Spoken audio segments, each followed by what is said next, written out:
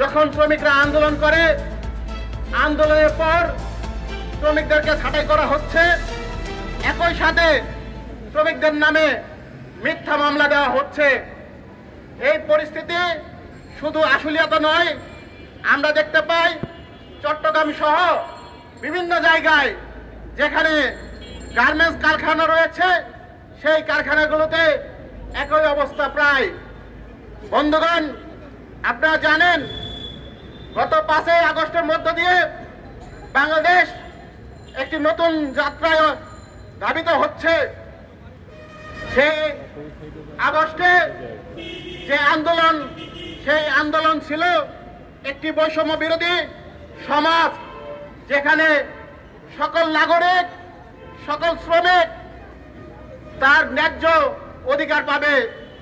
বন্ধুগণ, আমরা দেখলাম যে বাংলাদেশ সরকার থেকে শ্রমিকদের জন্য তারা একটি বৈঠক করলো এবং সেই বৈঠকে 18 দফা দাবি তারা বাস্তবায়ন করবে, সেই প্রতিশ্রুতি দেওয়া হলো। আমরা এরপরে দেখলাম অনেক কারখানায় এই 18 দফা দাবির কিছু কিছু বাস্তবায়ন হয়েছে, কিন্তু অনেক কারখানায় আবার এই 18 দফা কোনো বাস্তবায়ন হচ্ছে না। সেখানে ওভারটাইমের টাকা পাচ্ছে না, সেখানে পর্যাপ্ত ইনক্রিমেন্ট শ্রমিকরা পাচ্ছে না। আপনারা জানেন বাংলাদেশে এক শ্রম আইন দিয়ে বাংলাদেশ পরিচালিত হয় না।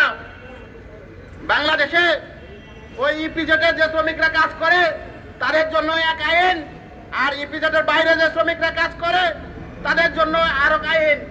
ফলে এই আইনের মারপ্যাচের কারণে আমরা দেখতে পাই সকল কারখানাতে ওই 9% যে ইনক্রিমেন্ট ঘোষণা করা হয়েছে, সেই 9% ইনক্রিমেন্ট বাস্তবায়ন হচ্ছে না। বন্ধুগণ, আমরা চাই বাংলাদেশের সকল শ্রমিকদের জন্য একটি মাত্র আইন থাকবে, এক অভিন্ন আইন থাকবে, যার মধ্য দিয়ে সকল শ্রমিক তার ন্যায্য অধিকার পাবে। আজকে সরকার শ্রম কমিশন গঠন করেছে, এই আইন সংস্কারের জন্য তারা কমিশন গঠন করেছে। আমরা দাবি জানাই এই কমিশনের কাছে আজকে শ্রমিকদের যে ন্যায্য অধিকারের যে বিষয়, তার মাতৃত্বকালীন ছুটি, সেই ছুটি অবশ্যই 6 মাস করতে হবে। আমরা জানি বাংলাদেশে বিভিন্ন কারখানাতে আইন থাকলেও তারা মাতৃত্বকালীন যে ছুটির সুবিধা, সেই সুবিধা পায় না। বন্ধুগণ, ফলে এই আইনের মধ্য দিয়ে, এই আইন সংস্কারের মধ্য দিয়ে নারী শ্রমিকদের জন্য তার মাতৃত্বকালীন ছুটি 6 মাস করার আমরা দাবি জানাচ্ছি। বন্ধুগণ, সমাবেশের আমার বক্তব্য দীর্ঘায়িত